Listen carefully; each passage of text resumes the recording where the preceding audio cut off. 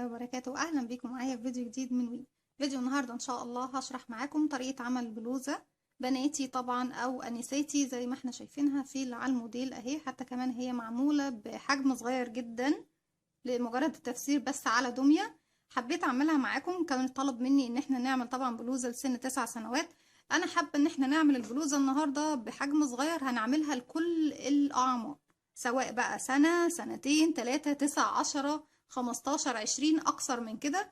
هنعملها لكل الاعمار وكل المقاسات زي ما احنا شايفينها، ما فيهاش اي خطوات، ما فيهاش اي تفاصيل كتيرة. هي مجرد بس عبارة عن بنعمل مجموعة من السلاسل. هناخد المقاس ازاي؟ المقاس بتاعنا بنقيسه على اساس ايه؟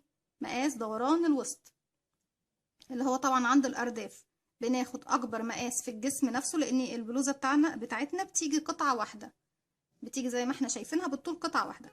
المقاس بتاعك بتحدديه على مقاس الأرداف. يعني مقاس الأرداف مثلا لو هنتكلم على سن ايه يا ربي، ميديم مثلا.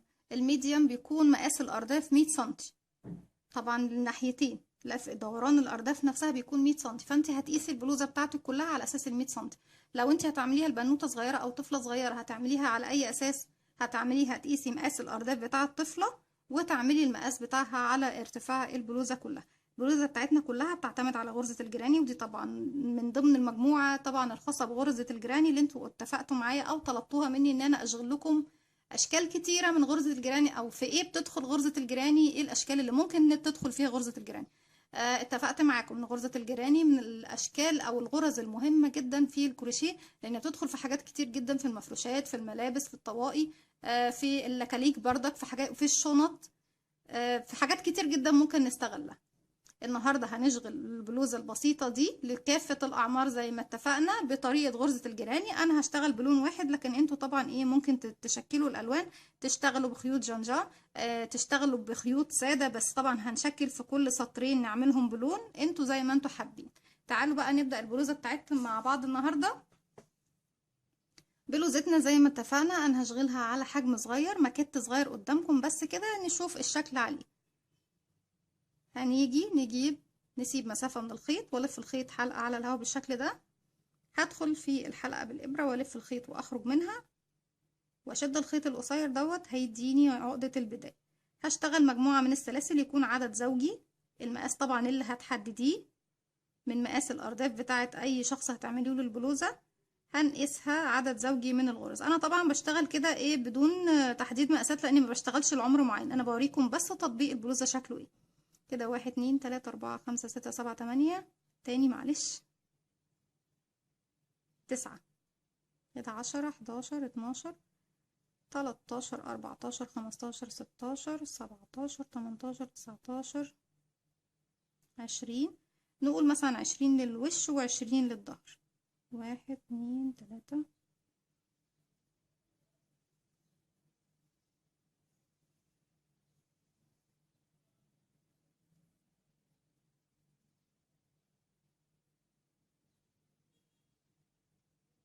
20.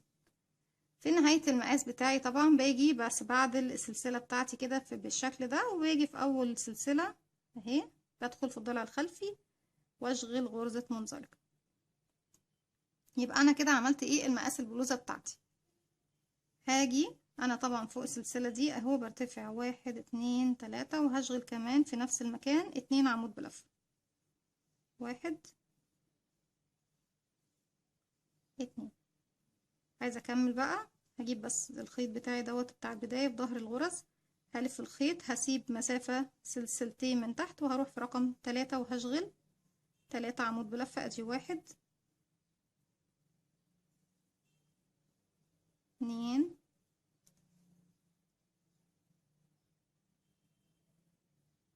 3. تاني، ما باخدش مسافات من فوق يا جماعة، ما باخدش سلاسل من فوق، بلف الخيط على الإبرة على طول وأسيب 1 2، وفي رقم 3 بدخل في الضلع الخلفي من الغرزة، لأن طبعا أنا هنا ما عنديش حرف في كامل في السلاسل، وأشغل 3 عمود بلف.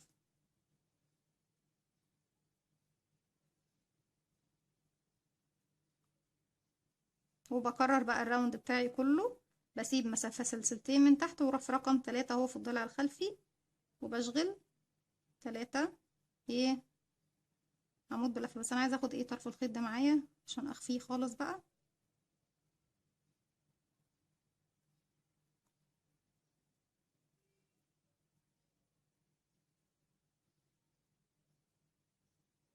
بالشكل ده بحيث انه ما يكونش باين معايا وعامل لي شكل مش ايه، مش لطيف اهو. هكمل بقى الراوند بتاعي كله ان انا بسيب من تحت سلسلتين وبشتغل في التالتة 3 عمود بلفة، من فوق ما باخدش سلاسل. هكمل الراوند وهرجع لكم. رجعت لكم تاني وزي ما احنا شايفين بالشكل ده خلاص انا خلصت الراوند بتاعي اهو. في المرحلة دي هقفل في اخر تالت سلسلة انا ارتفعتها بغرزة منزلقة. طيب انا هنا دلوقتي الفراغ بتاعي اهو، هرتفع.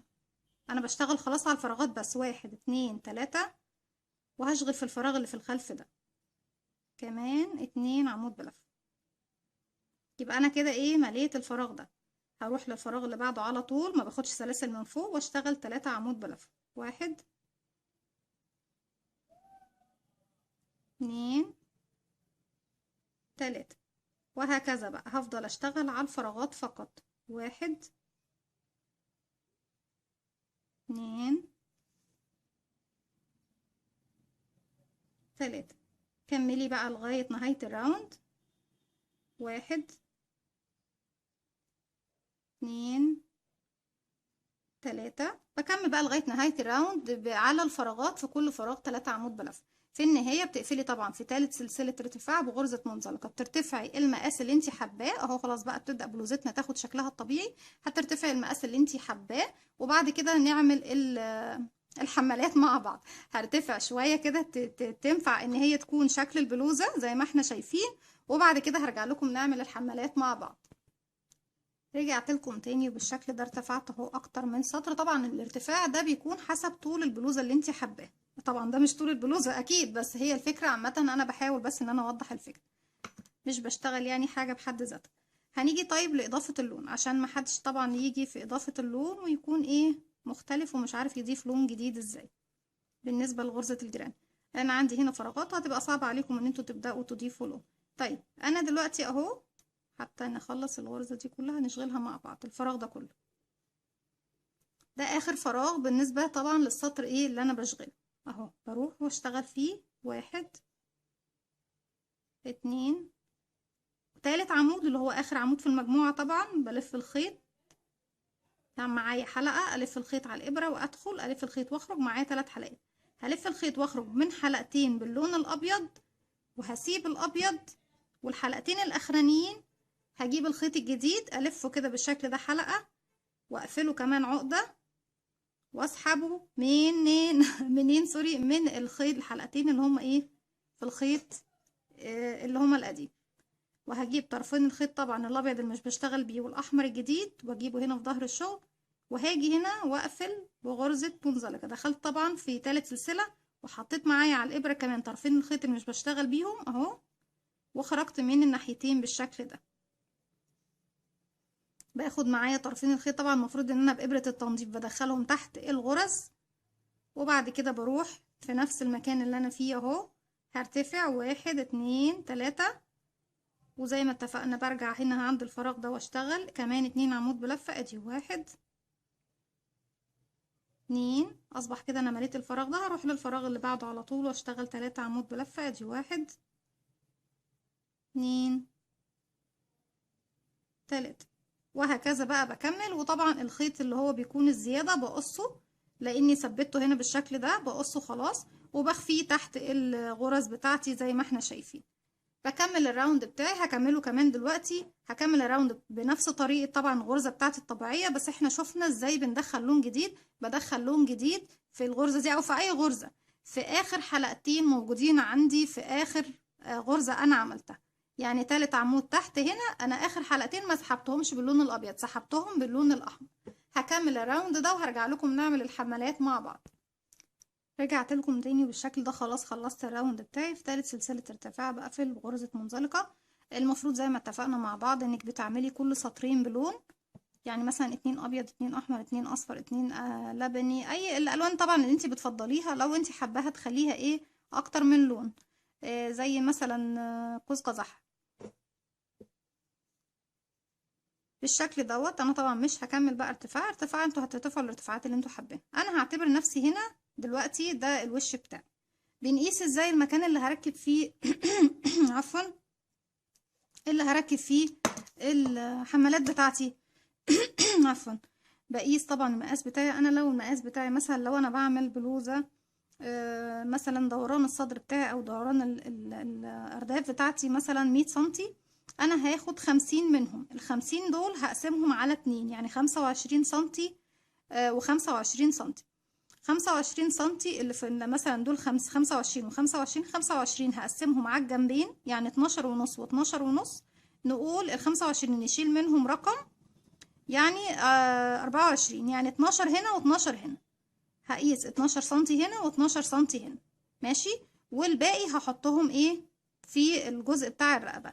يعني انا هقيس 12 سنتي مثلا من هنا، وعند ال 12 هعمل علامة، و12 سنتي من هنا وعند ال 12 مثلا هعمل علامة. انا دلوقتي هقيس الوحدة بتاعتي دي قد ايه بالظبط اهي، داير داير.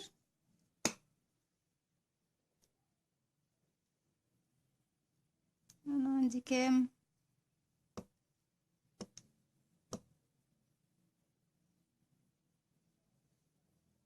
28 سنتي. 28 سنتي هنقسمهم على 2 يبقى 14 سنتي. هنشيل من ال14 سنتي دول 28 يبقى 14 هنشيل من جزء منهم ال14 دول، هنشيل منهم رقم يبقى 13 سنتي. يعني 13 سنتي دول هنقسمهم على الاتنين، يعني 6.5 و6.5. لا نخليها ايه 5 سنتي من هنا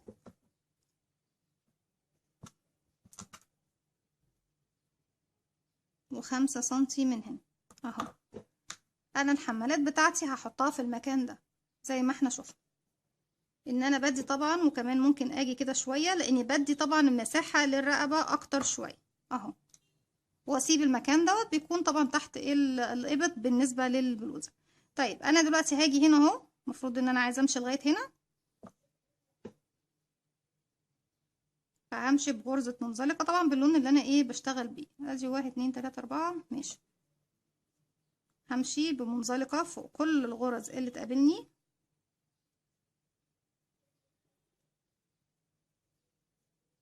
لغاية ما اوصل للغرزة اللي انا ايه هعمل فيها الحمالة بتاعتي. طبعا بالنسبة لحجم صغير زي كده فانا هشتغل ايه، هشتغل سطر من غرزة الجراني بشكل عادي جدا، او ايه بغرزة العمود بلف عفوا. فانا هرتفع مجموعة عفوا مجموعة من السلاسل بالشكل ده حسب طول الحمالة طبعا لغاية ما تروح للاتجاه التاني.